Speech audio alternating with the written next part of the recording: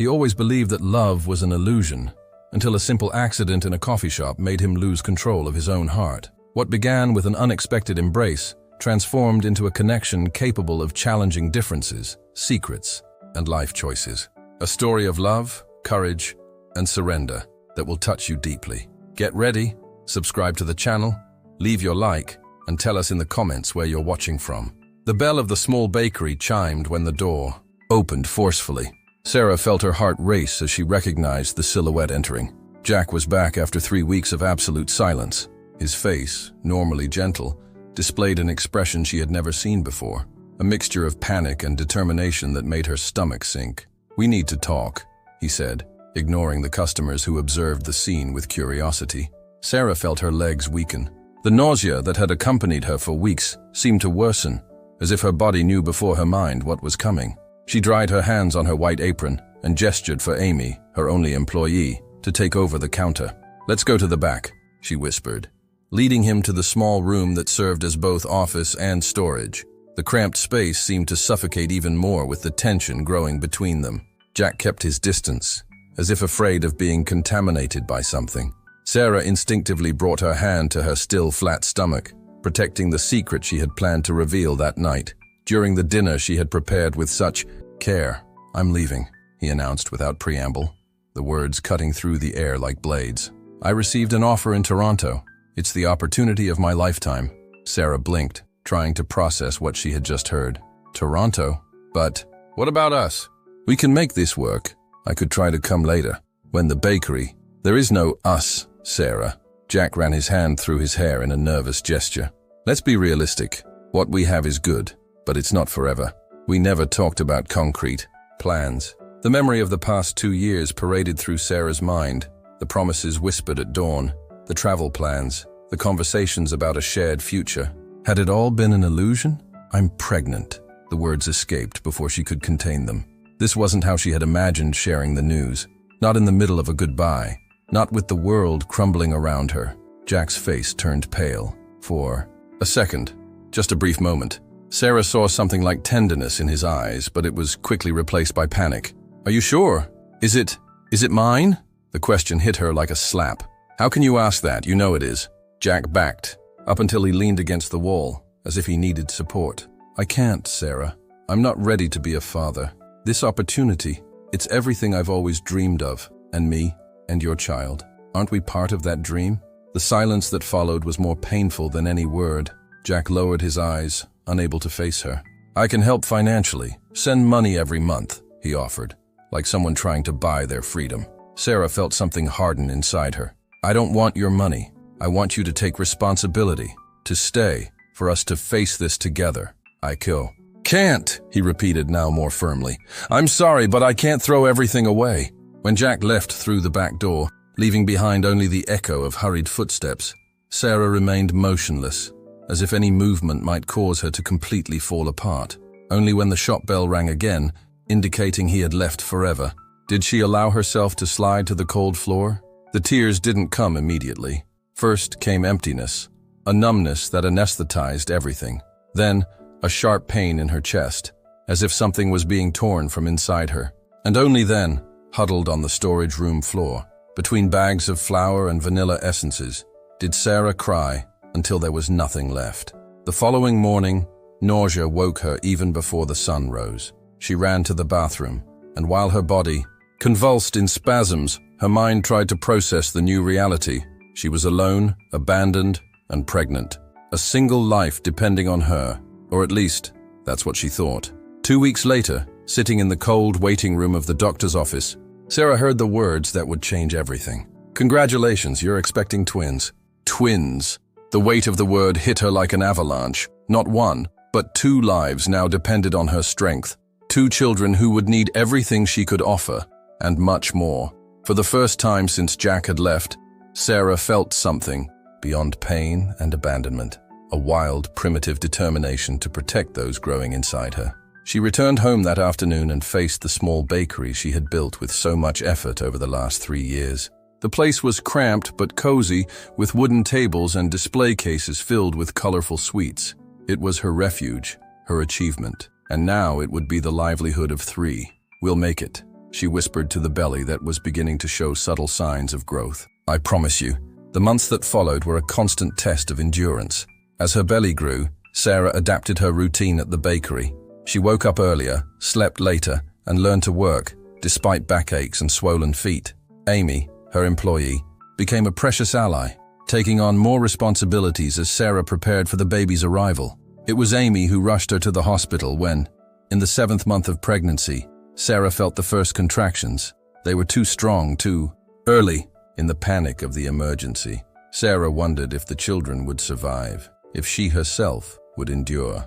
For the first time, she allowed herself to think of Jack, wishing he were there, not for her, but for the children who might never know their father. After hours of agony, Tyler and Lily were born, small, fragile, but alive. When they placed them in her arms, wrapped in hospital blankets, Sarah understood the meaning of unconditional love. Despite extreme exhaustion, fear, and uncertainty about the future, she knew at that moment she would do anything for these two tiny beings. The return home with the twins was the beginning of the hardest phase. Sleepless nights, constant financial worries, the challenge of managing the bakery while caring for two newborns. Sarah often found herself crying silently while breastfeeding in the middle of the night, exhausted beyond what she believed was possible to endure. But each morning she got up and moved forward. She hired a helper for the mornings, rearranged the room at the back of the bakery to accommodate the cribs, and continued creating her sweets that were already famous in the small coastal town. Life was hard, but there was a routine, a fragile stability that she fought to maintain. That's how the first 3 years passed, in a constant race between diapers, bottles, ovens, and customers. Sarah barely remembered when she had been just a woman, and not a mother, a businesswoman, a survivor. Her reflection in the mirror showed permanent dark circles and hair always hastily tied back, but also a strength she never knew she possessed. The twins grew healthy and smart, each developing a unique personality. Tyler was quiet and observant, with dark eyes always attentive to the world around him. Lily was talkative and curious, a whirlwind of energy who made a point of touching everything and questioning each thing. Both had their mother's smile, and Sarah noticed with a pang of sadness the nose and chin of their absent father. On the twins' 4th birthday, Sarah finally managed to realize an old dream, expanding the bakery. With carefully saved money and a small loan, she bought the space next door and tore down the wall that separated them. The new environment was spacious, with large windows that allowed a stunning view of the sea. It was on that day, while the twins played with other children at the impromptu party in the renovated bakery, that the doorbell announced the arrival of a customer who would change everything. Tall, with broad shoulders and an upright posture, the man entered with silent steps and chose a table near the window. He wore simple clothes, but Sarah, accustomed to observing details, noticed the discreet but valuable watch on his wrist and impeccably polished shoes. His eyes, a deep brown, carried a seriousness that contrasted with the festive environment. Sarah approached to serve him, feeling strangely conscious of her tired appearance and chocolate-stained apron. "Good afternoon," she greeted with the professional politeness she reserved for customers. "What can I serve you?" The man looked at her with disconcerting intensity, as if he were really seeing her. "Black coffee and a slice of lemon cake, please," he replied, his voice deep and controlled. Sarah nodded and turned to fulfill the order, feeling a slight tingling on the back of her neck, as if those eyes were still observing her. When she returned with the order, the man was looking out the window, contemplating the sea. "Is it your birthday?" he asked suddenly, indicating with a gesture the children playing and the colorful balloons. "My children's," Sarah replied, allowing herself a proud smile. 4 years today. The man looked at the twins with curiosity. "They're identical." Only at first glance, Sarah laughed softly. "Tyler is the quiet one, observing everything. Lily is the one trying to climb on the chair even after I've told her 3 times not to." As if hearing her name, Lily looked in their direction and smiled, displaying the recent gap between her front teeth. Sarah made a discreet gesture for her to behave. "They're beautiful," the man commented, and for the first time Sarah saw a hint of a smile on his serious face. "You must be very proud. They're my life," she replied simply, before moving away to attend other customers. For the rest of the afternoon, Sarah found herself observing the stranger out of the corner of her eye. He remained for almost 2 hours, drinking his coffee, slowly and working on an elegant laptop. He seemed oblivious to the commotion around him, focused on his own world. Only once did Sarah catch him looking at the twins with an expression she couldn't decipher, a mixture of melancholy and tenderness that intrigued her.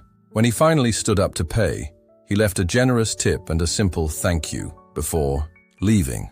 Sarah didn't expect to see him again, but a week later, at the same time, the bell at the door announced his return, and so a routine began. Every afternoon, around 3, the man would enter the bakery, order black coffee and lemon cake, and sit by the window. At first, they exchanged only formal words of service, but as the weeks passed, the interactions became more personal. Sarah discovered that his name was Ryan, that he was an engineer, and was in town to supervise the construction of an eco-resort on the coast. He discovered that she had opened the bakery at 22, using the modest inheritance left by her grandmother, and that the sweets she sold were family recipes, perfected over generations. They never talked about deep subjects, but Sarah realized that she anxiously awaited his arrival each afternoon. There was something comforting about his silent presence, in his genuine interest in the day-to-day details of the bakery, in how he always asked about the twins without ever crossing the boundaries of formality.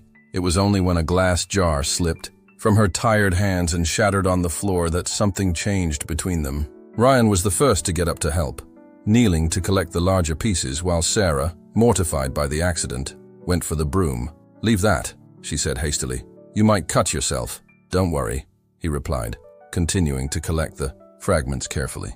"It's not the first time I've cleaned up a mess." When he stood up, their eyes met, and there was a moment of mutual recognition, as if they both saw something familiar in the other, a silent understanding that went beyond words.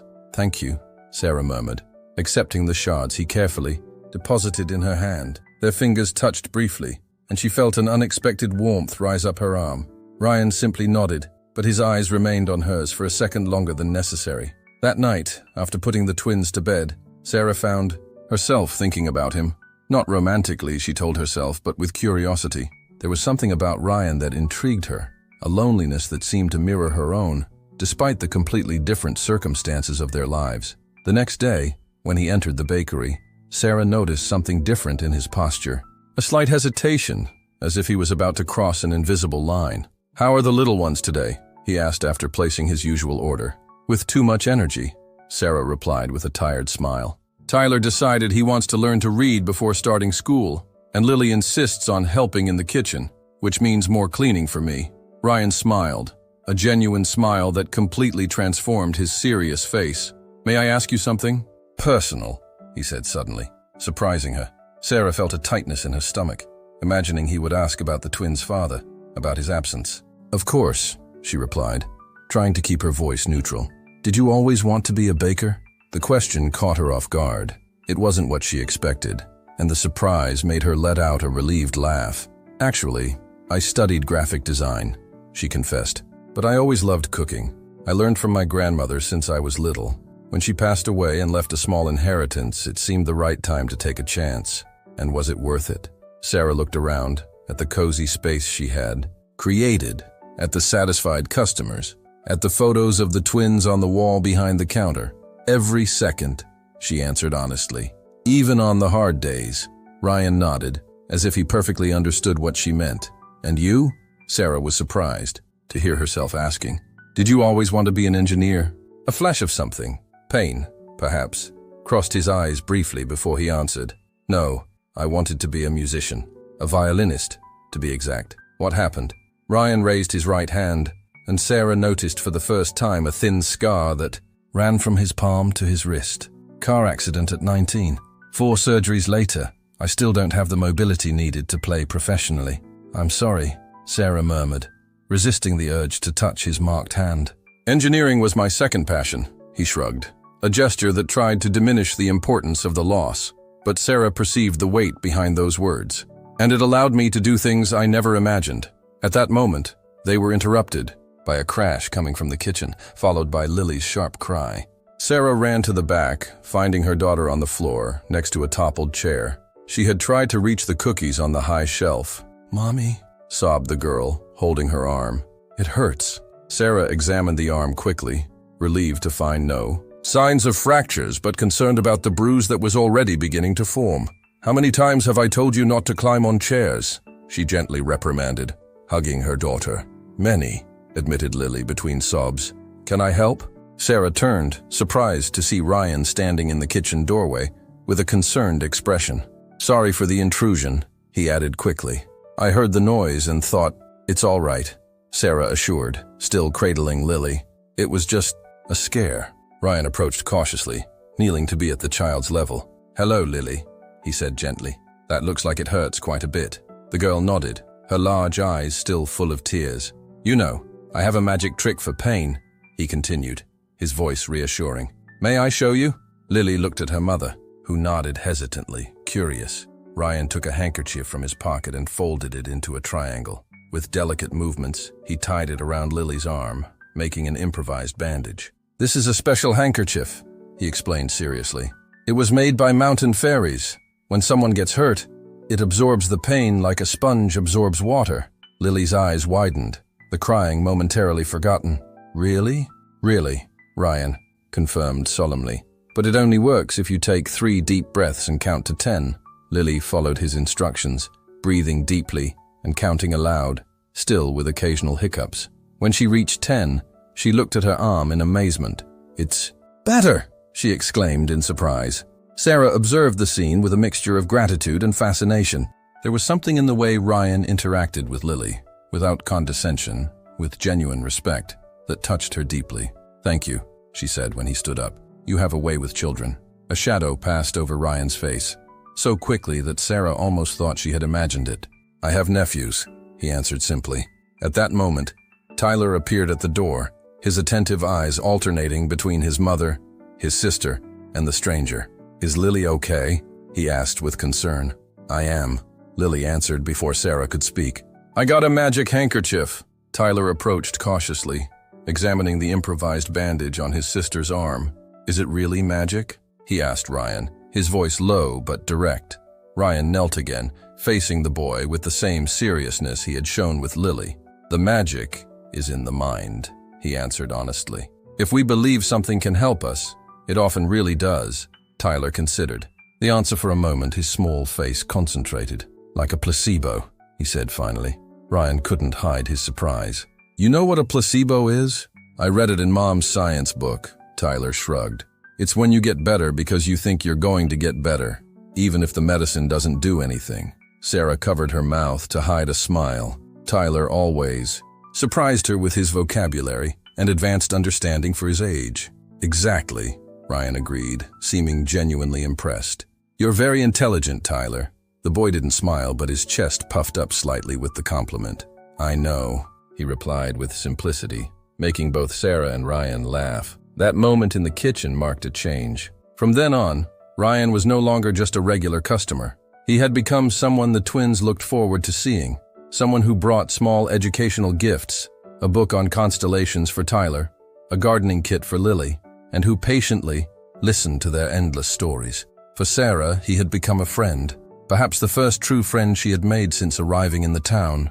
Someone with whom she could share the frustrations and joys of running a business and raising 2 children alone. Someone who offered practical advice without judgments. Someone who made her laugh after exhausting days. Sometimes, when the children were already in bed and the bakery closed, they shared a cup of tea in the back of the shop, talking about books, movies, or simply enjoying the comfortable silence that had established between them. It was during one of these evening conversations that Sarah finally gathered the courage to ask what she had been curious about for weeks.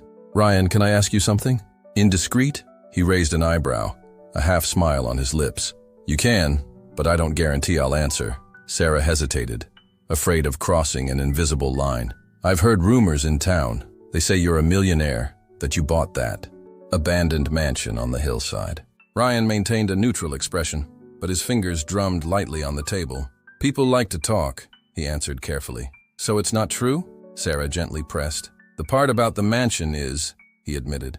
As for the rest, let's say I have more money than I would need in several lifetimes. Sarah nodded, absorbing the information. Part of her already suspected the small signs of wealth he couldn't completely hide, the way he spoke about traveling the world as if commenting on the weather, the grand resort project he supervised. Why did you never mention it? Ryan studied her for a moment before answering. Because I wanted you to know me for who I am. Not for what I have, he said finally. Money complicates relationships. It changes how people see you, how they act around you. Sarah immediately understood what he meant. If she had known from the beginning who he was, perhaps she would have erected barriers. Perhaps she would have presumed intentions or expectations that didn't exist. Thank you, she said simply, for trusting me. Ryan smiled, a rare and complete smile that illuminated his entire face. Thank you for not treating me differently now that you know. That night, when Ryan said goodbye with the customary handshake, their fingers remained intertwined for a second longer. A brief touch, charged with unspoken possibilities, with feelings that were beginning to blossom between them. Sarah watched him leave, a tall silhouette cut against the night sky, and allowed herself, for the first time in years, to imagine a different future, a future where she wouldn't be alone. Spring arrived in the small coastal town, bringing with it an explosion of colors and aromas. Sarah took advantage of the change of seasons to renew the bakery's menu, introducing light desserts with seasonal fruits and floral decorations that delighted customers. The twins, now 4.5 years old, attended preschool in the morning, giving Sarah a few hours of tranquility to dedicate herself exclusively to work. In the afternoon, when they returned, they divided their time between the small play area she had set up at the back of the shop and the bakery tables, where they did their homework under her watchful eye. It was on one of those afternoons that the unexpected happened. Sarah was in the kitchen, finishing a batch of macarons, when she heard Tyler's voice calling her urgently. "Mommy, Lily doesn't feel well." Sarah ran to the main salon, her heart racing. She found Lily sitting in a chair, her face pale and her eyes frightened. The girl was breathing with difficulty, her small hands clutching her throat. "Lily, what's wrong?" she asked desperately, kneeling in front of her daughter. "What did you eat?" Lily couldn't answer, just shook her head, the panic evident in her eyes. Sarah noticed with horror that the girl's lips were beginning to swell. "Allergy," she murmured, remembering the tests the pediatrician had done months ago. "Tyler, what did she eat?" "That customer gave her a chocolate." The boy pointed to a colorful wrapper on the table. It had peanuts inside. Sarah felt her blood freeze. Lily had a severe peanut allergy, something all the employees knew, but obviously a customer was unaware of. She needed to act quickly. "The injection," she said, trying to stay calm. "Tyler, stay with your sister. I'll get the injection from my purse." As Sarah ran to the back, the doorbell rang. Ryan entered, carrying a small box that seemed to contain books. Immediately perceiving that something was wrong, he approached Lily. "What happened?" he asked Tyler, already kneeling beside the girl. "Peanut allergy," the boy replied, his large eyes full of fear. "Mommy went to get the medicine." Ryan examined Lily quickly, noticing the signs of anaphylaxis developing. Without hesitation, he took his cell phone and dialed for emergency services, reporting the situation with clinical precision. Sarah returned running, the epinephrine pen in hand. Her hands were shaking so much she could barely remove the safety cap. "Let me help," Ryan offered, gently taking the auto-injector from her hands. With sure movements, he prepared the injection and applied it to Lily's thigh through her clothes, exactly as the protocol recommended. The girl let out a small moan of pain, but soon her breathing seemed to become less labored. "The ambulance is on its way," Ryan informed, holding Lily's hand while checking her pulse. "Everything will be all right, little one."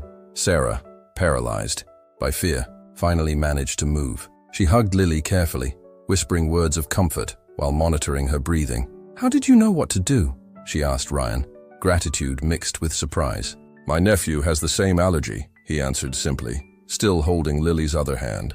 "I've been through this a few times." The next few minutes were a blur. The ambulance arrived. Lily was placed on a stretcher with Sarah by her side, and Tyler, clinging to Ryan's hand, followed them to the hospital in his car. In the emergency room, the girl received additional treatment and was kept under observation for a few hours. During the entire time, Ryan remained with them, helping with forms, getting water and snacks for Tyler, offering silent support when Sarah finally broke down in tears of relief upon hearing the doctor say that Lily was out of danger. "Thank you," she whispered when they were finally alone in the waiting room, while Tyler slept in Ryan's lap and Lily rested on the stretcher. "I don't know what would have happened if you hadn't been there. You would have done the same," Ryan replied firmly. "You're an incredible mother, Sarah. Don't blame yourself for this." "I should have paid more attention," she insisted, guilt weighing in every word. "I should have seen what she was eating." You can't be everywhere at once, Ryan said gently, adjusting the sleeping Tyler in his arms. You were working, taking care of them, running a business alone. That's a lot of responsibility for one person.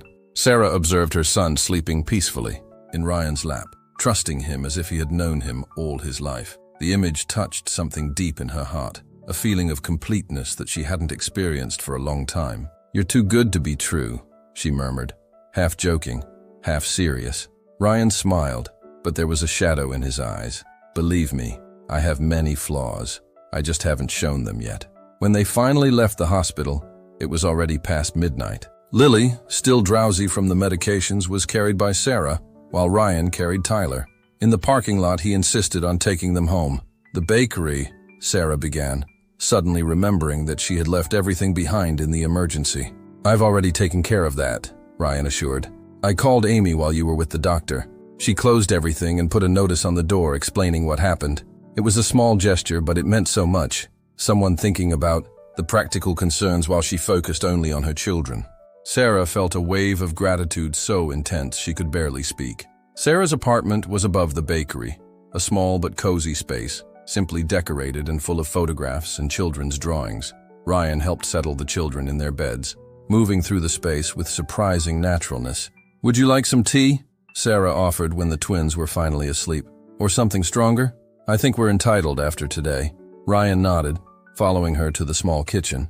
They sat at the table, 2 steaming cups of tea between them, the comfortable silence permeated only by the ticking of the wall clock.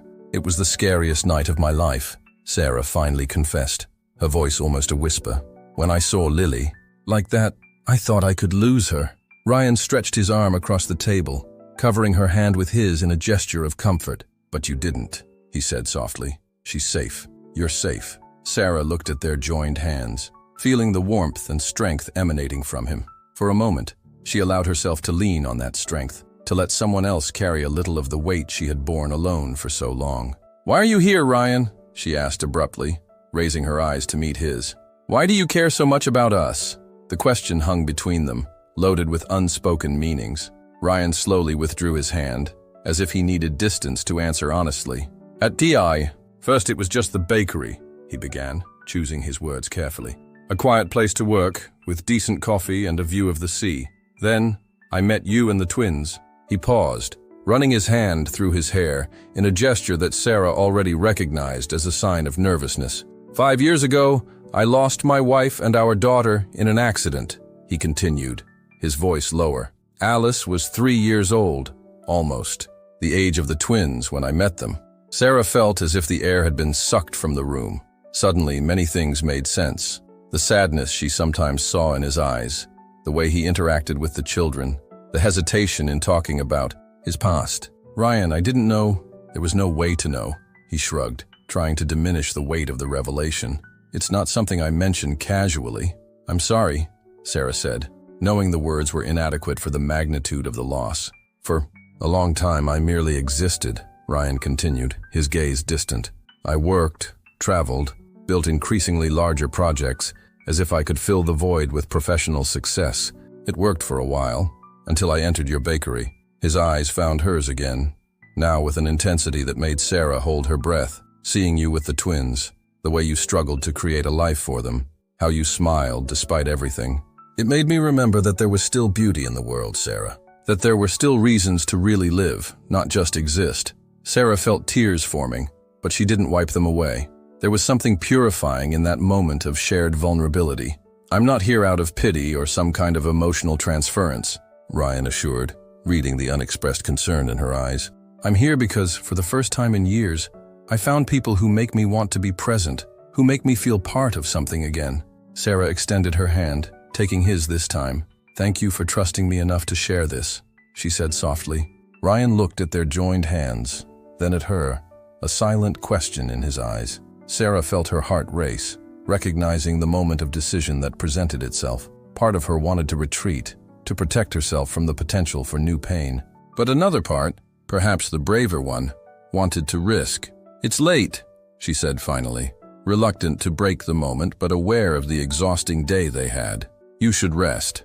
Ryan nodded, understanding what she wasn't saying, that she needed time, that despite the connection between them, there was still much to consider.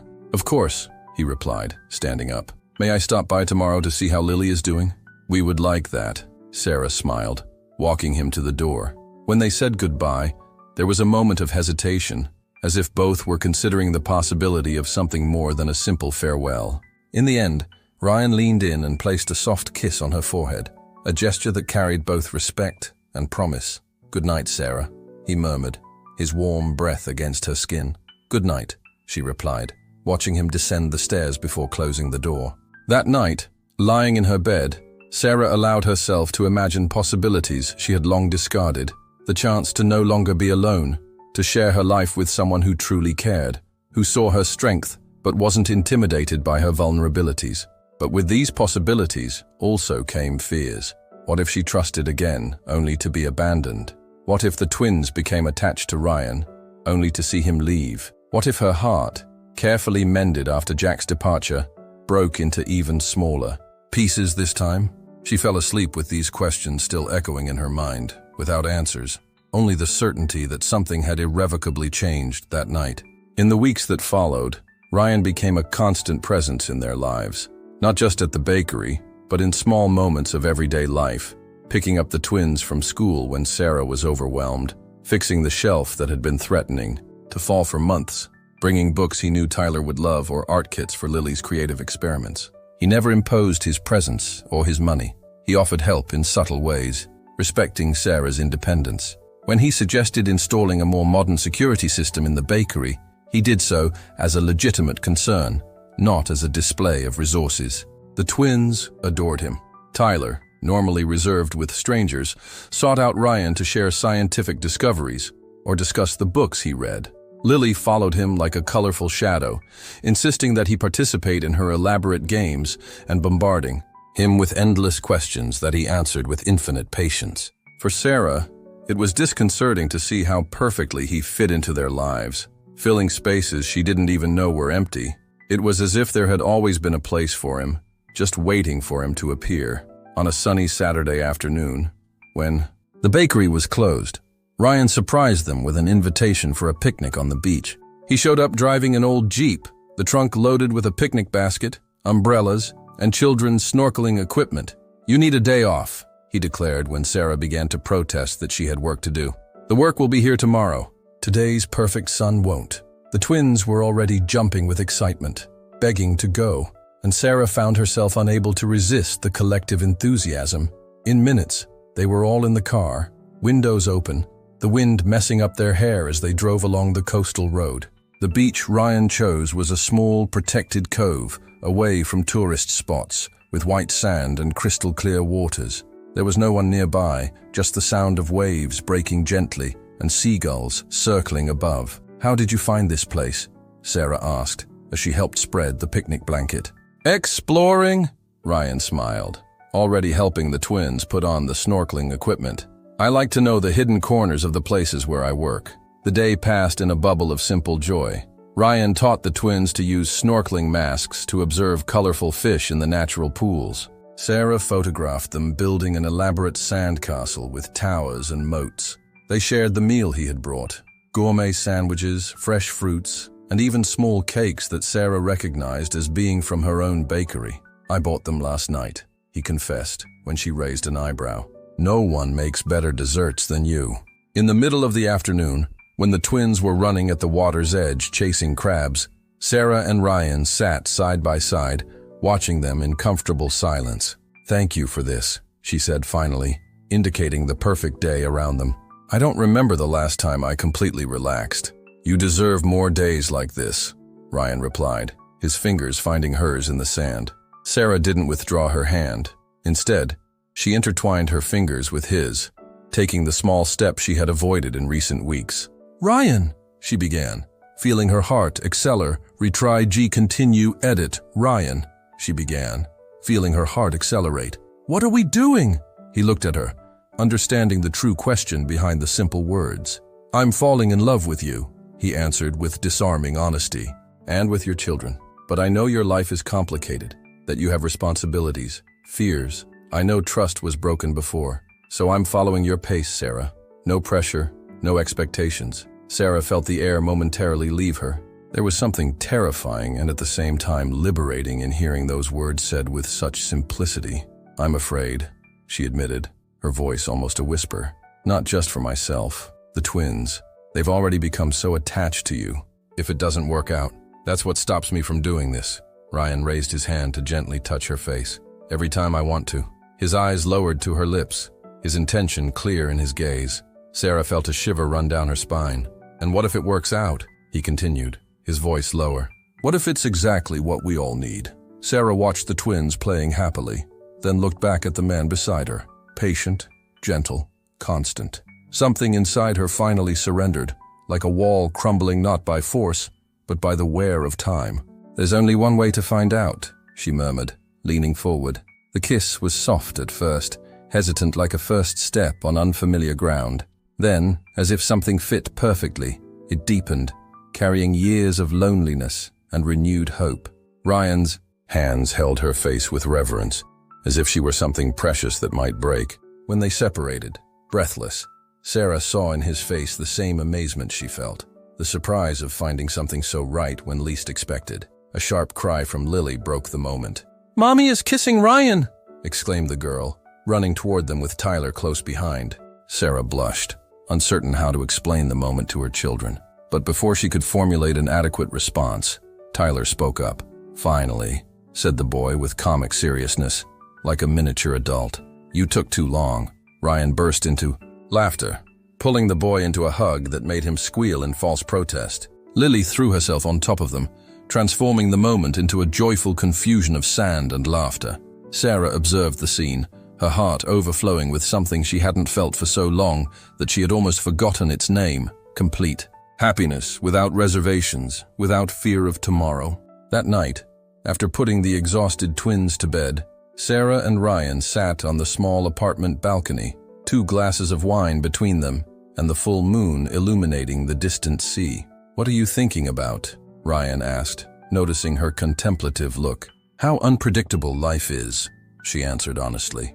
"A year ago, I was just surviving, trying to keep everything working. Now, he encouraged when she hesitated. Sarah smiled, allowing herself the vulnerability of truth. "Now I'm beginning to believe that I deserve more than just surviving, that I deserve to be happy." Ryan raised his glass in a silent toast. To happiness, then, and to all its unexpected forms. Their glasses clinked softly in the quiet night, sealing an unspoken pact of possibilities and promises. In the weeks that followed, Sarah and Ryan carefully navigated this new phase of their relationship. There was no rush. Both carried deep scars that needed time to completely heal. There were nights of sincere conversations until dawn, revealing layers of their pasts, their fears, their abandoned and renewed dreams. The twins embraced the change with the natural adaptability of children. For them, Ryan was already part of the family long before the first kiss on the beach. They accepted naturally when he began to dine with them more frequently, when he started helping with the bath and bedtime routine, when his presence became a comforting constant. It was Tyler who asked the question, one night during dinner, with the directness that characterized him. "Are you going to be our dad now?" The question fell like a bomb at the table. Sarah froze, her fork halfway to her mouth, uncertain how to respond. They had never discussed this specific aspect of the relationship, how to name Ryan's role in the twins' lives. Ryan carefully placed his utensil on his plate, giving the question the serious consideration it deserved. "That depends on many things, Tyler," he finally answered. "Mainly on what your mother thinks about it and what you and Lily feel. Do you want to be our dad?" Lily entered the conversation, her big eyes fixed on him. Sarah watched Ryan swallow hard, emotion evident on his usually composed face. "I want to be in your lives for as long as you'll allow me," he answered carefully. "I want to take care of you, watch you grow, support you in everything you need. If that's being a father, then yes, I want that very much." Sarah felt tears forming. This man's honesty, his ability to speak directly to the children without condescension, continued to surprise her. "But," Ryan continued, now looking at Sarah, "these are important decisions that adults need to discuss calmly." "Like strategic planning?" Tyler asked, making Ryan smile at the boy's advanced vocabulary. "Exactly," he agreed. "And like any good planning, we need to consider all aspects before making decisions." The children seemed satisfied with the answer, easily distracted by the dessert that followed. But later, when they were alone in the kitchen washing dishes, Sarah felt they needed to address the subject. About what Tyler asked. "We don't need to define anything now," Ryan assured, passing her a plate to dry. "I was caught off guard just like you." Sarah nodded, grateful for the understanding, but feeling she owed him more than that. "What you said to them, about wanting to be in their lives, take care of them, it meant a lot to me." Ryan turned off the faucet and turned to face her completely. "Every word was true," he affirmed. "I love those children, Sarah, and I love you. I didn't expect to find a family when I came to this town, but that's what you've become to me." It was the first time he had openly said he loved her, although the feeling had been implicit in every gesture. Every care of the past weeks, Sarah felt something break and simultaneously rebuild inside her, the last barrier of fear giving way to a quiet certainty. "I love you too," she answered, the words coming easily, as if they had always been there, waiting for the right moment. "And the twins adore you. But we need to go slowly," Ryan completed, understanding. "Build something solid, not just for us, but for them." Sarah nodded, grateful for the harmony between them. "I don't want them to feel abandoned again if something goes wrong," she confessed her greatest fear. Ryan took her wet hands between his gaze intense and determined. "I won't abandon them, Sarah. No matter what happens between us, my commitment to the twins won't change. I promise you that." It was a significant promise, one that acknowledged her deepest concerns. Sarah allowed herself to believe, not because she desperately needed to, but because Ryan had demonstrated, day after day, that his words had weight, that his promises were kept. Life began to find a new rhythm. Ryan still supervised the resort construction, but reorganized his schedule to spend more time with them. He subtly suggested improvements to the bakery, a new, more efficient oven, a better refrigeration system, small changes that made Sarah's work easier without interfering with her vision for the business. Customers began to comment on the visible transformation in her, the more frequent smile, the more relaxed posture, the renewed energy she brought to each creation. The bakery thrived, not just because of the new equipment, but because Sarah had found a balance that allowed her creativity to flourish without the crushing weight of constant overload. It was on a summer morning, almost 6 months after that first kiss on the beach, that the past returned to test the new happiness they had built. Sarah was decorating an elaborate birthday cake when the doorbell announced a customer's arrival. Without raising her eyes from the delicate work, she asked, "One moment, please. I'll be right with you." "I'm in no hurry," replied a male voice that made her entire body freeze.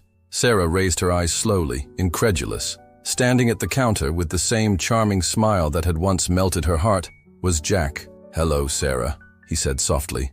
"You look beautiful." Sarah felt her legs weaken and was grateful to be leaning on the counter. 5 years had passed since he had walked out the back door, leaving her pregnant and alone. 5 years of struggle, tears, overcoming. And now he was there as if he had the right to enter her life again. "What are you doing here?" she asked, when she finally recovered her voice, surprising herself with the firmness of her own words. Jack seemed momentarily disconcerted by the cold reception. Perhaps he expected tears, emotion, some sign that his absence had been felt. "Came back to town a few weeks ago," he explained, running his hand through his hair in a gesture she once found adorable. "I'm opening an architecture. The town has grown a lot." Sarah just nodded, without offering any comment that would the conversation. Part of her observed the scene with strange objectivity, noticing how he looked. Older, with gray at his temples and worry lines around his eyes. Another part screamed in alert, like a wild animal sensing danger. "You've transformed this place," Jack continued, looking around with apparent admiration. "It's much more sophisticated, more you." "What do you want, Jack?" Sarah asked directly, without patience for beating around the bush. He sighed, as if honesty were too heavy a burden. "I wanted to see you, and meet my children." The words hit Sarah like a punch to the stomach. Children. He had never called them that before. He had never shown interest in meeting them, in knowing if they were healthy, happy. And now he spoke of them as if he had rights, as if 5 years of absence could be erased with a simple desire to meet. "How do you know there are two?" she asked, her voice trembling with contained emotion. "I asked around," Jack shrugged. "It's a small town, people talk. I know they're twins. A boy and a girl, right?" Sarah nodded stiffly, feeling a wave of fierce protection grow inside her. "Why?" "Now, Jack!" Why, after 5 years without a word, without a phone call, without anything? I've changed, he answered with apparent sincerity. The time in Toronto made me grow, reevaluate priorities. I realized I left important things behind. Sarah almost laughed at the irony. Things, as if her children were objects forgotten in a hasty move. The twins aren't things you left behind, she replied coldly. They're people. People who grew up without knowing their father, without knowing why he didn't want them. Guilt crossed Jack's face, genuine enough to make Sarah hesitate. I know I made a terrible mistake, he admitted, his voice lower. The biggest of my life. I panicked. I was a coward, selfish. There aren't enough excuses for what I did. But I'm here now, wanting to make things right.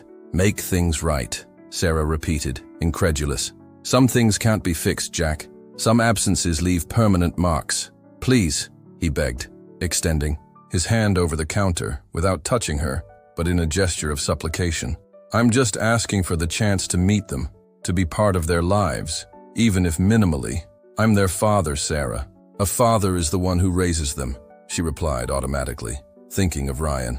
How he read stories to the twins every night. How he taught Tyler to ride a bike with infinite patience. How he braided Lily's hair, even if the result was sometimes disastrous. Jack seemed struck by the response, backing away slightly. I understand your anger, he said finally. I deserve that and much more. But I'm not asking for myself, Sarah. I'm asking for them. Don't they deserve to know their biological father, to know where they come from? It was a low blow, and they both knew it. Sarah had always worried about the moment when the twins would ask more serious questions about their father, questions that answering with, "he left," would no longer satisfy.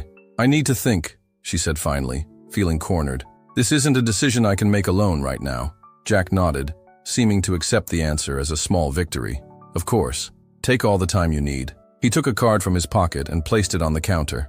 My number. When you're ready to talk more, call me. He turned to leave, but stopped at the door, looking at her one last time. I'm sorry, Sarah, for everything. I hope one day you can forgive me. The bell chimed again when he left, leaving Sarah standing in the same place, the card like a ticking time bomb on the immaculate counter. Amy emerged from the kitchen, her eyes wide. Was that who I think it was? She asked hesitantly. Sarah just nodded, unable to form words. Are you okay? Do you want me to take over here for today? Sarah took a deep breath, forcing herself to regain control. No, I'm fine. I need to work. But she wasn't fine. For the rest of the day, she moved like a sleepwalker, completing tasks by pure automatism, while her mind spun in a whirlwind of questions and fears. What should she do? How would this affect the twins? What would Ryan think? How would this new complication impact the stability they had so carefully built? When Ryan appeared at the end of the afternoon, as he often did to help with closing the bakery, he immediately noticed something was wrong. What happened? He asked, as soon as the last customers left and Amy said goodbye. Sarah hesitated for just a second before deciding that honesty was the only possible path. Jack showed up today. Ryan froze in the act of turning chairs onto tables, his posture instantly tense. The twins' father. Sarah nodded, carefully observing his reaction. What did he want? Asked Ryan, his voice controlled, but Sarah could feel the contained emotion behind the apparent calm. To meet the twins. He said he's changed, that he wants to be part of their lives. Ryan finished turning the chair meticulously before turning to face her. And what do you think about that? It was a loaded question. Sarah appreciated that he hadn't exploded in judgments or possessive declarations, that he was genuinely asking about her feelings. I'm confused, she admitted, sitting in one of the chairs still in place. Part of me wants to send him away, to say he lost his chance 5 years ago when he decided his career was more important than his children. Ryan sat beside her, silent, just listening. But another part, Sarah continued, her voice lower, thinks about the twins, about their right to know their biological father, to understand that part of who they are, to ask their own questions, form their own opinions. Those are valid thoughts, Ryan said finally.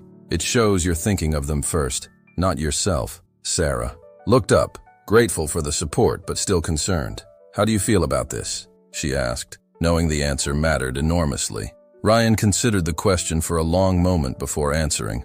Honestly, I'm afraid, he admitted, surprising her with the vulnerability.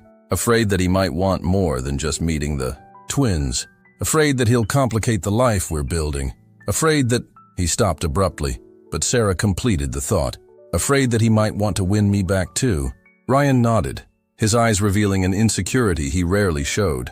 It's an irrational fear, he admitted, running his hand through his hair. I know who you are. I know what we have. But he's the father of your children. That creates a connection that can never be broken. Sarah stood up and walked around the table, sitting next to him. She took his hands in hers, forcing him to look directly into her eyes. Listen carefully, because I'll only say this once, she spoke firmly. What I felt for Jack died the day he walked out that door.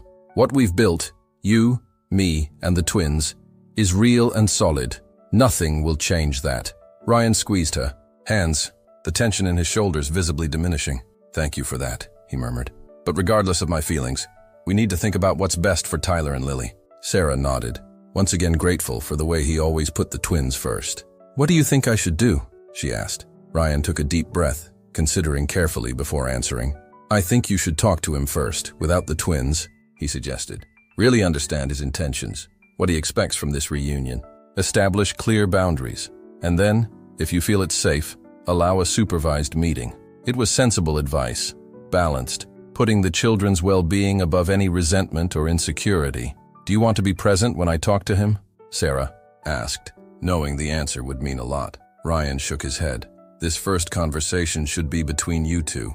It's a matter you need to resolve as the twins' parents, regardless of any other relationship. His answer demonstrated a maturity that Sarah deeply admired. There was no possessiveness or control, just respect for her role as a mother.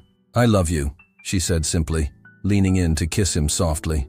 For trusting me, for thinking of the twins above all. Ryan smiled against her lips. I love you too, and I trust you completely. That night, after the twins fell asleep, Sarah sent a message to the number on the card Jack had left. They arranged to meet the following morning at a neutral cafe. On the other side of town, away from the bakery and curious eyes, she slept poorly, tormented by confused dreams where past and present mixed. She woke before dawn, watching Ryan sleep peacefully beside her, a sight that still surprised her sometimes, the naturalness with which they had fit into each other's lives. The cafe chosen for the meeting was modern and impersonal, frequented mainly by tourists and business travelers. Sarah arrived first, choosing a corner table that offered privacy without complete isolation. She ordered a cappuccino she didn't touch, her stomach churning with nervousness. Jack arrived punctually, wearing a well-cut suit that suggested the professional success he had so desired. For a moment, seeing him walk in her direction, Sarah was transported 5 years back, to when his smile made her heart race, when she believed they would build a life together. But the feeling passed quickly, replaced by the reality of the present, and the certainty that that chapter was definitely closed. Thank you for agreeing to meet me, Jack said, sitting across from her. Sarah just nodded, waiting for him to continue. Where to begin? He sighed, seeming genuinely lost. There's so much I want to say, so much to explain. Start with the basics, Sarah suggested, keeping her voice neutral. Why did you really come back? Why now? Jack took a sip of the coffee he had ordered, as if seeking time to organize his thoughts. The truth? He asked rhetorically. I succeeded in Toronto. I achieved everything I dreamed of professionally. Recognition, money, status. But each achievement seemed empty. He paused, his eyes meeting hers. I started having recurring nightmares.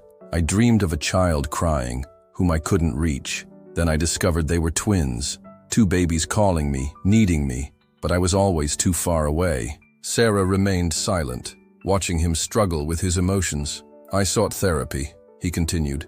Years of sessions to understand why I had fled from the greatest responsibility of my life, to accept that I was a coward, that I betrayed not just you, but 2 innocent lives that didn't ask to come into the world. And what did you discover? Sarah asked, genuinely curious about his journey of self-discovery. That I was repeating patterns, Jack answered with a heavy sigh. My own father abandoned us when I was 6. I grew up swearing I would never be like him, that I would never leave a child behind. And yet, when the opportunity arose, I did exactly that. Sarah absorbed the information in silence. Jack had never talked much about his father, only mentioned that they didn't keep in touch. This new perspective didn't justify his actions, but it offered a context she had never considered. When the offer to return came up, he continued, I felt it was a chance to finally face my mistakes, to at least try to repair some of the damage I caused. Some things can't be repaired, Jack, Sarah said softly, without accusation. 5 years of your children's lives that you lost forever. I know that, he agreed, the pain evident in his voice. I don't expect to replace that lost time or gain immediate forgiveness. I just want the chance to meet them, to be something in their lives, even if it's just the man who occasionally shows up for ice cream. Sarah studied his face, looking for signs of manipulation or falsehood, but all she saw was genuine regret and fragile hope. They have a good life, she said finally. They are happy, balanced, loved children, thanks to you, Jack replied promptly. From what I've heard in town, you've done an amazing job raising them alone. Sarah hesitated, then decided that honesty was important. I'm not alone anymore, she revealed. I'm in a serious relationship with someone who loves the twins as if they were his own children. Something crossed Jack's face, a shadow of jealousy or loss perhaps, but he recovered quickly. I'm happy for you, he said, sounding sincere despite the obvious discomfort. You deserve to be happy, Sarah. You always did. The twins adore Ryan, Sarah continued, feeling it was important to clearly establish the family dynamic. He's been in our lives for almost a year. Jack nodded slowly, processing the information. I understand. And would he be present if I met the children? Probably not at the first meeting, Sarah answered after consideration. That could be confusing for them. But he is part of our lives, so eventually, yes. Fair enough, Jack agreed, though clearly not entirely comfortable with the idea. How would you approach this with them? I mean, do they know about me? It was a delicate question, one Sarah had carefully considered during her sleepless night. No, they have a biological father who isn't present, she answered honestly. When they started asking questions, I said you had to go away to work very far away. I never spoke badly of you to them, Jack. He seemed touched by this revelation, his eyes slightly watering. Thank you for that, he said with a hoarse. It would have been easier for you to demonize me. Easier, perhaps, but not right, Sarah shrugged. They have the right to form their own opinions about you, based on their own experiences. They sat in silence for a few moments, the weight of the conversation hanging between them. Finally, Sarah made a decision. I'll allow you to meet them, she said, feeling simultaneously apprehension and certainty that it was the right path, but with some conditions. Jack straightened in his chair, attentive. First meeting will be on neutral ground, maybe the park, where they usually play. I'll be present the entire time, Sarah firmly established. I won't immediately tell them you're their father, just that you're an old friend who wants to meet them. I understand, Jack nodded, easily accepting the terms. If this first meeting goes well, we can plan others. As they become comfortable with you, we can gradually explain who you really are. And if they ask directly? Jack questioned. Sarah sighed, knowing well her children's insight, especially Tyler's. Then we'll be honest, in an age-appropriate way. But I prefer to control this revelation, if possible. Of course, Jack agreed. I trust your judgment on this. You know them better than anyone. Sarah appreciated the recognition of her parental authority, a positive sign that he would respect her boundaries. One last thing, she added, her tone hardening slightly. If at any point I feel your presence is causing confusion or suffering, for them, I'll stop the meetings until we can reassess the situation. The twins come first, always. I completely agree, Jack assured. I'm here on your terms, Sarah. You three set the rules. They settled the details for the first meeting. The following Sunday at the Central Park after lunch, Sarah left the cafe with mixed feelings. Had she made the right decision? Was she potentially opening her children to disappointment if Jack decided to leave again? Or would she be denying them an important connection if she prevented the reunion? Ryan was waiting for news at his apartment, having offered to stay with the twins while Amy supervised the bakery. When Sarah arrived, she was greeted by the sound of laughter and the smell of freshly made pancakes. "Mommy!" Lily shouted, running to hug her with hands still sticky with syrup. "Ryan taught us to flip pancakes in the air." Some even landed on the ceiling, Tyler informed seriously, pointing to a suspicious stain on the kitchen ceiling. Sarah laughed, the tension from the meeting with Jack momentarily dissipating at the domestic scene. "I see you had fun," she commented, exchanging a complicit look with Ryan. "Can we keep playing?" Lily asked anxiously. "Ryan promised to take us to the aquarium after." "Of course, sweetheart," Sarah agreed, kissing the top of her head. "Go wash. Up first, okay?" The twins ran off, leaving the adults alone in the messy kitchen. How did it go? Ryan asked, pulling her into a comforting hug. Sarah rested her head on his chest, absorbing his strength and warmth. Surprisingly well, she admitted.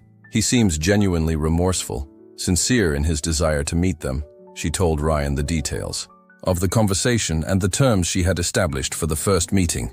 You did the right thing, he assured when she expressed her doubts. They deserve this chance, and you've established clear boundaries. I'm afraid of how they'll react, she confessed. Especially Tyler. He's so perceptive, makes connections so quickly. They're strong, Sarah, Ryan gently reminded.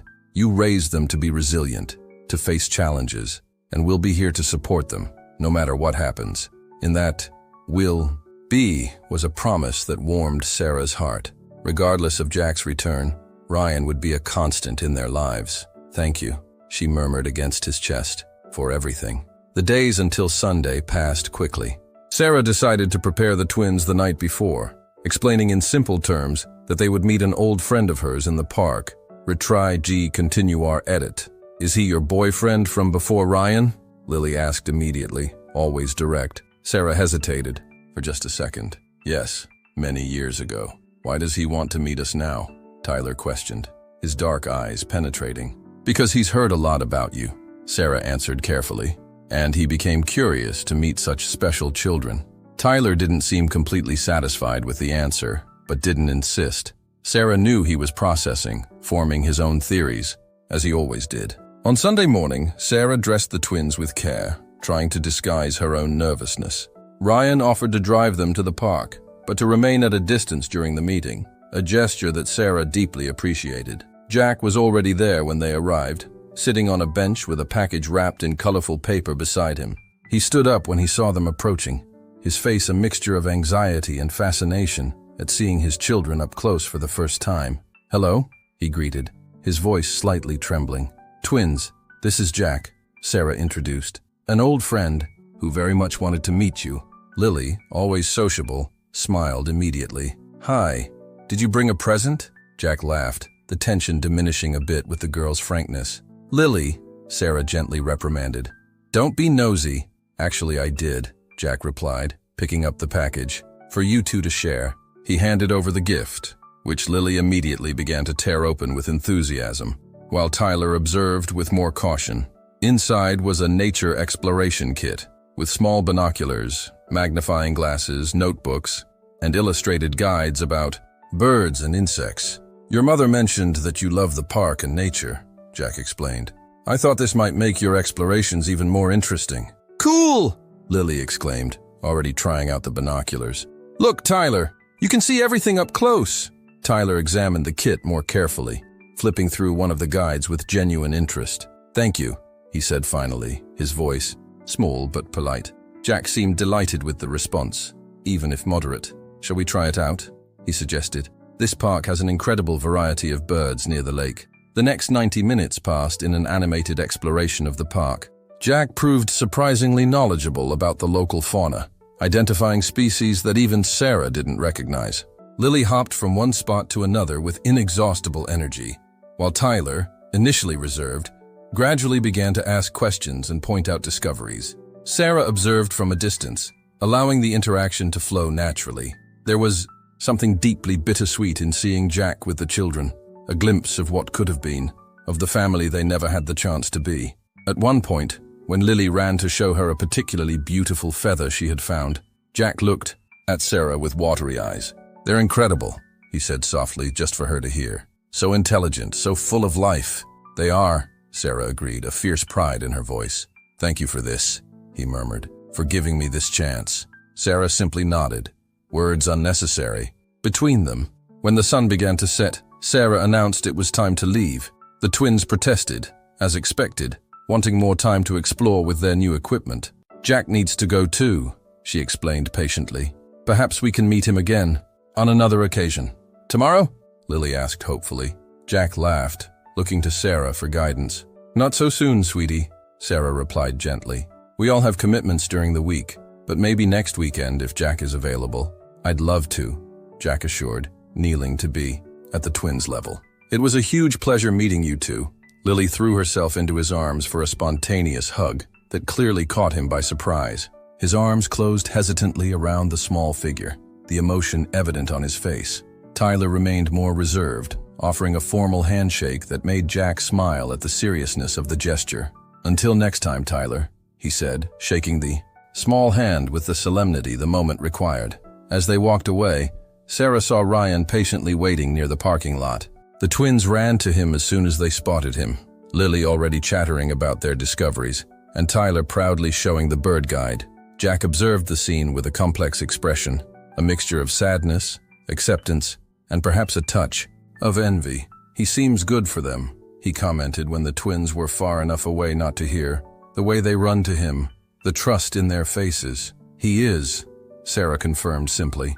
Jack nodded, visibly swallowing. "They deserve that. They deserve of a present father, someone they can trust."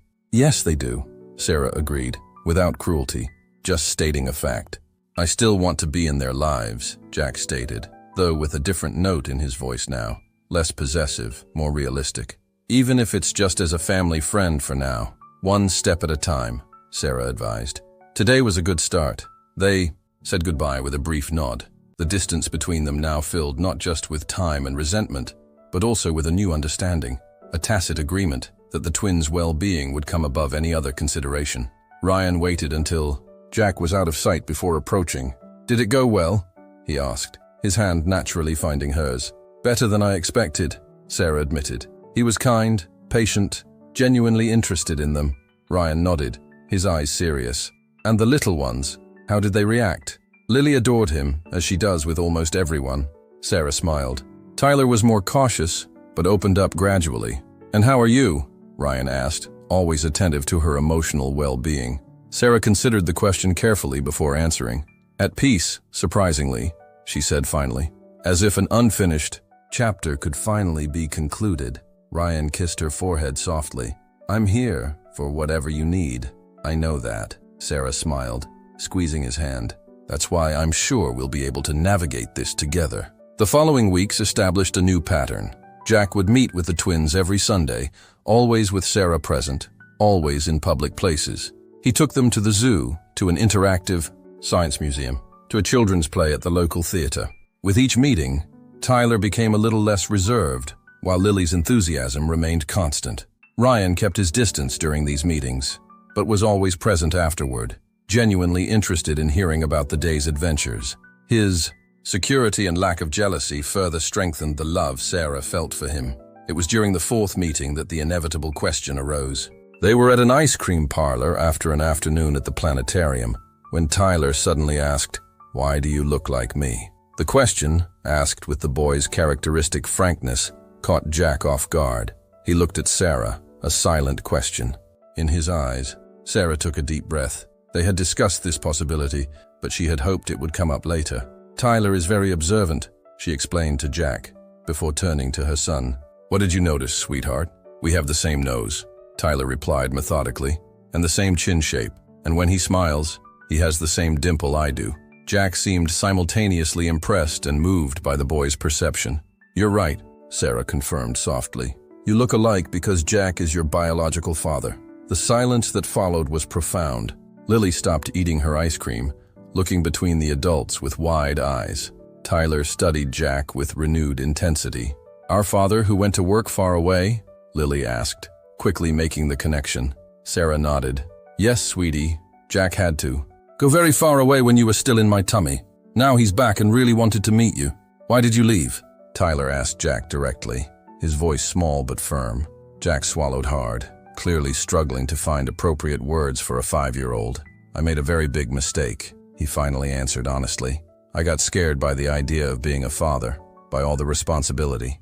I thought I needed to pursue my career, build something first. It was selfish and wrong." Tyler absorbed the information in silence, his small face thoughtful. "Are you going to leave again?" Lily asked, the concern evident in her childish voice. "No," Jack promised, his voice choked with emotion. "I won't leave again. I'm here for as long as you want me in your lives." "Will Ryan still be our dad too?" Lily questioned, looking at Sarah. Sarah smiled gently. "Ryan isn't technically your father, sweetie. He's my boyfriend. Someone very special who loves you and takes care of you. He acts like a dad, Tyler observed, with his irrefutable logic. He does dad things. Yes, he does, Sarah agreed, feeling a wave of love for her son and the man who had brought so much happiness to their lives. Can we have two dads? Lily asked, the childish simplicity reducing. A complex situation to its essence. Sarah and Jack exchanged glances, a moment of mutual understanding. You can have all the people who love you in your lives, Sarah answered carefully. Different people can fulfill different roles, but all want the best for you. The answer seemed to momentarily satisfy the children, who returned to focusing on their ice cream, though Sarah noticed the gears still turning in Tyler's mind. Later, when she told Ryan about the conversation, he listened attentively, without interrupting. How do you feel about being called Dad by them? Sarah finally asked. Realizing they had never explicitly discussed this aspect, Ryan was silent for a moment, clearly moved. It would be the greatest honor of my life, he answered simply. But I don't want to confuse them or further complicate the situation with Jack. You're already a father to them in all the ways that matter, Sarah said softly. The title is just a formality, Ryan smiled, pulling her into his arms. A family isn't defined by titles or biology, but by love and presence. And I love you 3 more than I ever thought possible. That night marked a turning point in their relationship. In the silence of her bedroom, after the children fell asleep, Ryan knelt beside the bed and took a small box from his pocket. I wasn't planning to do this today, he confessed, his voice trembling with emotion. But after what happened, what we talked about, I realized I don't want to wait any longer. Sarah felt her heart race, tears already forming before he even continued. Sarah, Ryan said, opening the box to reveal a delicate ring with a single diamond surrounded by small sapphires. You gave me back my life when I thought I could only exist. You and the twins are my home, my family, my reason to wake up each morning with gratitude. Would you marry me? Would you allow us to officially build the family we already are in our hearts? The tears were flowing freely now, but Sarah was smiling through them. Yes, she answered simply, extending her trembling hand for him to slide the ring onto her finger. 1,000 times yes. The ring fit perfectly, as if it had always belonged there. Ryan rose to kiss her, a kiss that carried promises of shared futures, of joys and challenges faced together, of a love that had been born from the ashes of losses and disappointments, but now shone with its own light when the twins discovered the news the next morning. Their reactions were predictable and perfect. Lily jumped for joy, already planning aloud her flower girl dress. Tyler smiled his rare, complete smile and asked, with his usual seriousness, "Does this mean we can call you Dad now?" Officially, Ryan knelt to be at eye level with him, emotion evident on his face. "It means I can have the honor of being called Dad by you two if you want," he answered sincerely. "But regardless of the name you use, I will always love you as a father loves his children, completely, unconditionally, forever." Tyler considered the answer for a moment, then extended his hand for a formal handshake that soon transformed into a tight hug. Lily joined them, and Sarah observed her 3 loves intertwined, her heart overflowing with gratitude for the tortuous path that had brought them to this perfect moment. The news of the engagement spread quickly through the small town. When Jack found out, during his Sunday meeting with the twins, he reacted with a mixture of contained emotions. "Congratulations," he said to Sarah, when the children were distracted feeding ducks in the lake.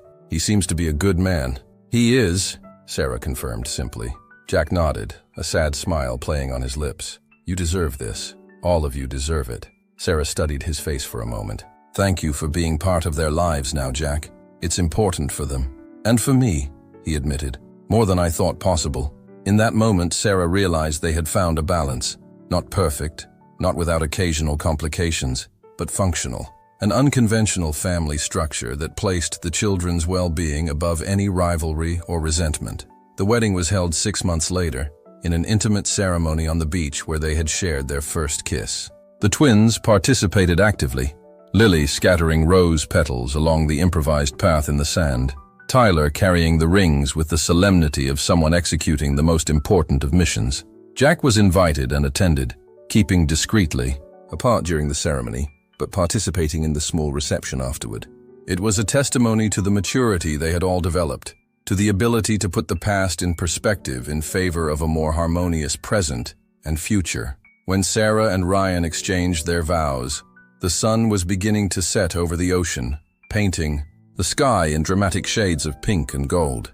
They were not elaborate words or grandiose promises, but simple and profound commitments of respect, partnership, lasting love, and dedication, not just to each other, but to the family they had built.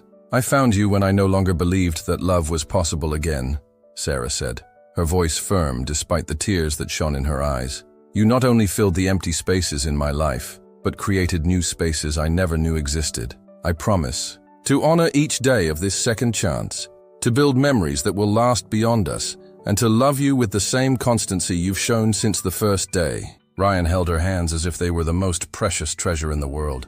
"Sarah, you taught me that true strength isn't in how much we can endure alone, but in how we allow others to share our journey. I promise to be your partner in every challenge, your shelter in every storm, and your greatest supporter in every dream. And to the twins," he added, looking at the children who watched with wide eyes, "I promise to be the father you deserve, present, loving, and completely dedicated to your happiness and growth." When the officiant declared them husband and wife, it wasn't just the union of two people, but the formalization of a family that had found its way through pain, loss, and finally, redemption. At the small reception held at the bakery, transformed for the occasion with fairy lights and wildflowers, Ryan surprised everyone with a special announcement. "Sarah doesn't know this yet," he began, taking her hand as he addressed the guests. "But I bought the land next to the bakery, not to expand the business, but to build our home, a place where we can all live together, where the twins can have their own yard, where we can create even deeper roots in this community that welcomed us." Sarah looked at him with amazement, joy overflowing in tears of happiness. "But there's more," Ryan continued, now addressing the twins directly. "If you want, and if your mother agrees, I would like to legally adopt you. This wouldn't change anything about who your biological father is," he added quickly, with a respectful look at Jack, who watched the scene with a complex expression. "But it would make official what we already feel in our hearts." Tyler and Lily exchanged glances before running to hug Ryan, their answers evident in their radiant faces. Sarah observed her three loves entwined, her heart overflowing with gratitude for the tortuous path that had brought them to that perfect moment. The news of the engagement spread quickly through the small town. When Jack learned of it during his Sunday meeting with the twins, he reacted with a mixture of contained emotions. "Congratulations," he said to Sarah when the children were distracted feeding ducks in the lake. "He seems to be a good man." "He is," Sarah confirmed simply. Jack nodded, a sad smile playing on his lips. "You deserve this. All of you deserve it." Sarah studied his face for a moment. "Thank you for being part of their lives now, Jack. It's important for them. And for me," he admitted, "more than I imagined possible." At that moment, Sarah realized they had found a balance. Not perfect, not without occasional complications, but functional. An unconventional family structure that placed the children's well-being above any rivalry or resentment. The wedding was held 6 months later in an intimate ceremony on the beach where they had shared their first kiss. The twins participated actively, Lily scattering rose petals along the improvised path in the sand, Tyler carrying the rings with the solemnity of someone executing the most important of missions. Jack was invited and attended, keeping discreetly apart during the ceremony, but participating in the small reception afterward. It was a testimony to the maturity they had all developed, to the ability to put the past in perspective in favor of a more harmonious present and future. When Sarah and Ryan exchanged their vows, the sun was beginning to set over the ocean, painting the sky in dramatic shades of pink and gold. They were not elaborate words or grandiose promises, but simple and profound commitments of respect, partnership, lasting love, and dedication not just to each other, but to the family they had built.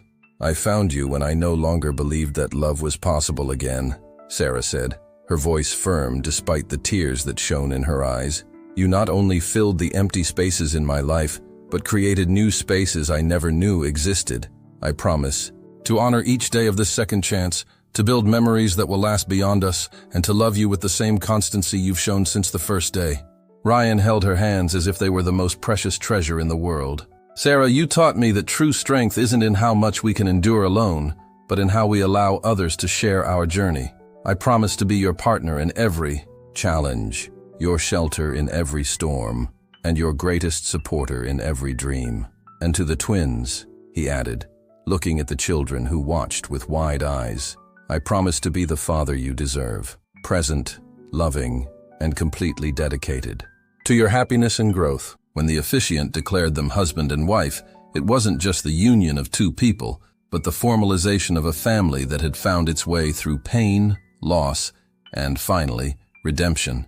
At the small reception held at the bakery, transformed. For the occasion with fairy lights and wildflowers, Ryan surprised everyone with a special announcement. Sarah doesn't know this yet, he began, taking her hand as he addressed the guests. But I bought the land next to the bakery, not to expand the business, but to build our home, a place where we can all live together, where the twins can have their own yard, where we can create even deeper roots in this community that welcomed us. Sarah looked at him with amazement, joy overflowing in tears of happiness.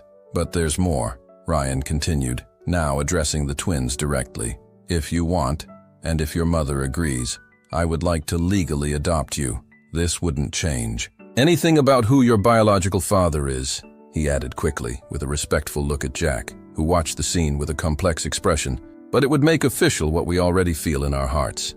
Tyler and Lily exchanged glances before running to hug Ryan, their answers evident in their radiant faces. Sarah observed her three loves entwined, her heart overflowing with gratitude for the tortuous path that had brought them to that perfect moment. The news of the engagement spread quickly through the small town. When Jack heard about it, during his Sunday meeting with the twins, he reacted with a mixture of contained emotions. Congratulations, he said to Sarah when the children were distracted feeding ducks in the lake. He seems to be a good man. He is, Sarah confirmed simply. Jack nodded, a sad smile playing on his lips. You deserve this. All of you deserve it. Sarah studied his face for a moment. Thank you for being part of their lives now, Jack. It's important for them.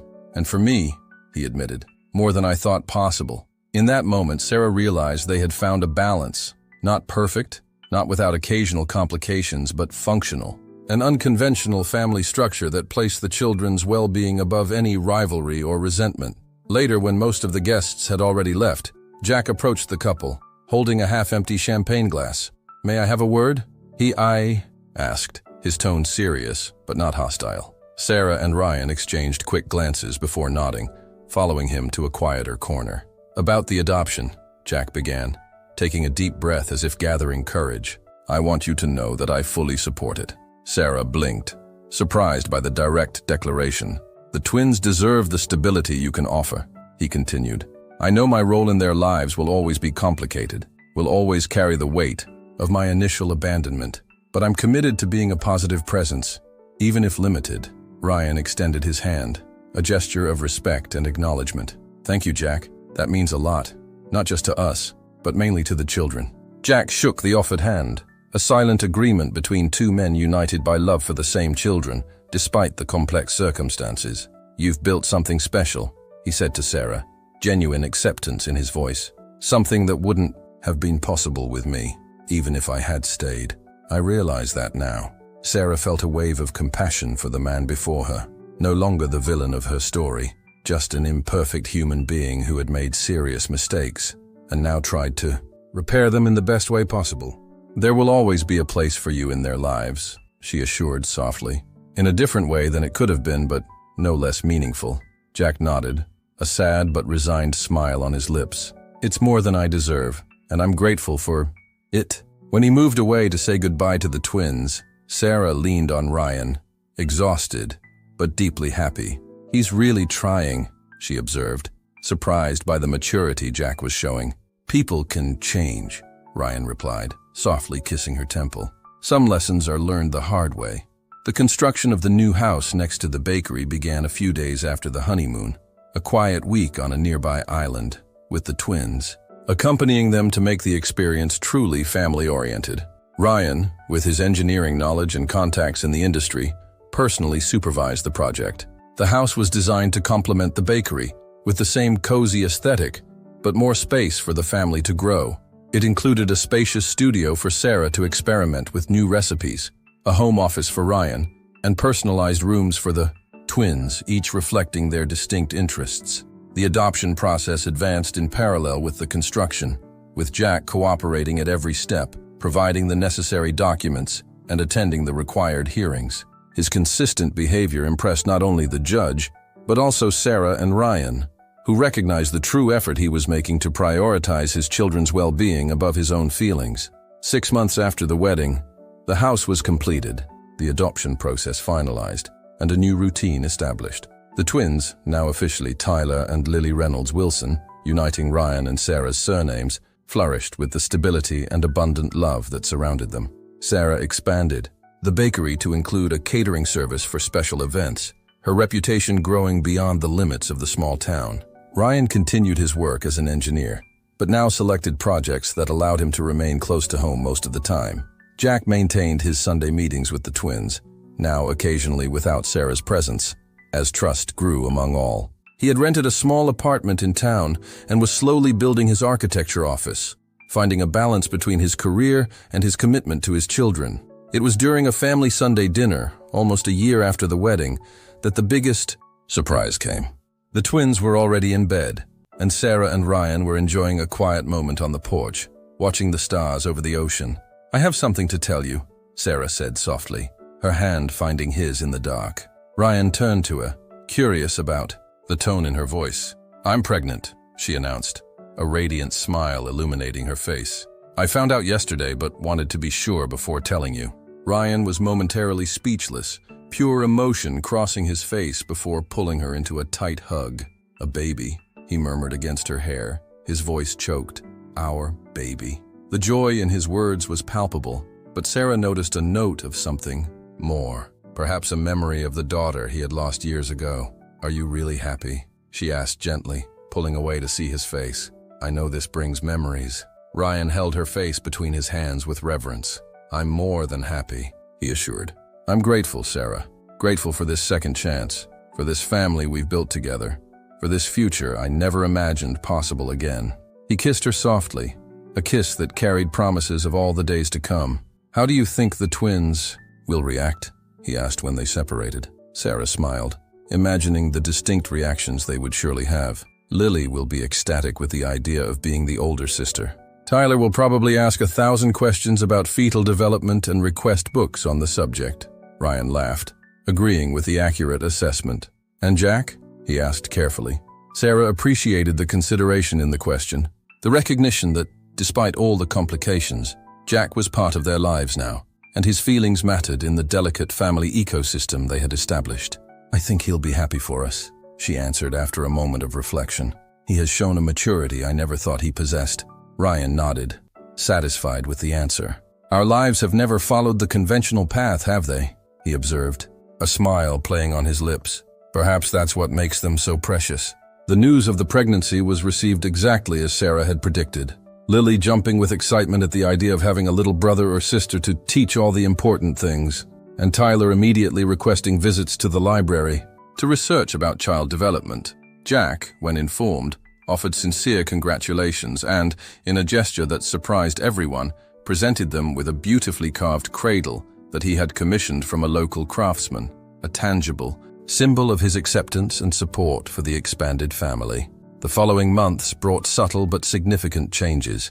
Sarah gradually reduced her work at the bakery, entrusting more responsibilities to Amy, who had become almost a partner over the years. Ryan reorganized his projects to be even more present, determined not to miss any moment of the pregnancy and Sawaiti. A sunny spring afternoon, while the twins played in the yard under Ryan's watchful eye, Sarah found herself alone in the bakery, arranging some final recipes before taking her maternity leave. The doorbell rang, and she looked up to find an elderly customer, Mrs. Jenkins, one of the oldest patrons of the bakery. "Sarah, dear," the lady smiled affectionately. "I came to pick up the cake for my grandson's birthday." "Of course it's ready," Sarah replied, heading to the refrigerator to get the carefully packaged order. Mrs. Jenkins observed Sarah's prominent belly with approval. "When is the due date?" she asked. 3 weeks?" Sarah smiled, caressing her belly where her daughter, yes, it would be a girl, moved actively. "You've built something beautiful here," the lady commented, looking around the cozy bakery before, turning her gaze back to Sarah. Not just this business, but your life. I remember when you arrived in town, so young and scared, pregnant and alone. Sarah nodded, the memory of those difficult days now softened by time and the happiness she had found since then. Many women would have crumbled, the lady continued. But you flourished, dear. You built all this with your own hands, raised those wonderful twins, found love again. I got lucky, Sarah replied modestly. Mrs. Jenkins shook her head firmly. It wasn't luck, it was courage. The courage to continue when it would have been easier to give up. The courage to open your heart again when it would have been safer to keep it closed. The words touched Sarah deeply, recognizing a truth that she rarely allowed herself to contemplate, that her current happiness wasn't just the result of favorable circumstances or Ryan's entry into her life, but also of her own choices, her own inner strength. Thank you, she murmured, moved.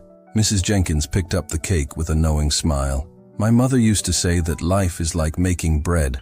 It needs time to rise, strong hands to knead, and sometimes a bit of heat to finally brown. It seems you've mastered the recipe, dear. After the lady left, Sarah remained a moment absorbing those wise words. She looked around the bakery she had built from scratch, to the house visible through the window where her family waited, to the life she had created from the ashes of abandonment. Ryan was right. Nothing in her journey had been conventional. The abandonment that once seemed the worst possible tragedy had, paradoxically, opened the way for a deeper and more authentic happiness than she had ever imagined possible. When she closed the bakery and walked home that afternoon, the setting sun cast a golden glow on everything, as if nature itself blessed the path she had traveled. Through the yard door, she could see Ryan running with the twins, their laughter carried by the afternoon wind. She paused for a moment to absorb the scene, one hand resting on her belly where her daughter moved. This was it, she realized, what it meant to find the impossible. Not grandiose miracles or dramatic gestures, but the simple wonder of a life rebuilt from the ashes, a heart that allowed itself to love again, a family forged not just by blood, but by choice and daily commitment. Ryan spotted her and smiled, that smile that still made her heart race after all this time. The twins ran toward her, Tyler proudly holding an insect in a jar to show, Lily already chattering about plans for the baby's room. Sarah opened her arms to embrace them, her heart overflowing with gratitude for the journey that had brought her here, the pains that strengthened her, the struggles that defined her, and the love that, against all odds, had saved her. The millionaire hadn't made the impossible happen after all. The impossible was what they had built together, a love that transcended past losses, a family that defied conventional definitions, and a bright future born from the ashes of abandonment.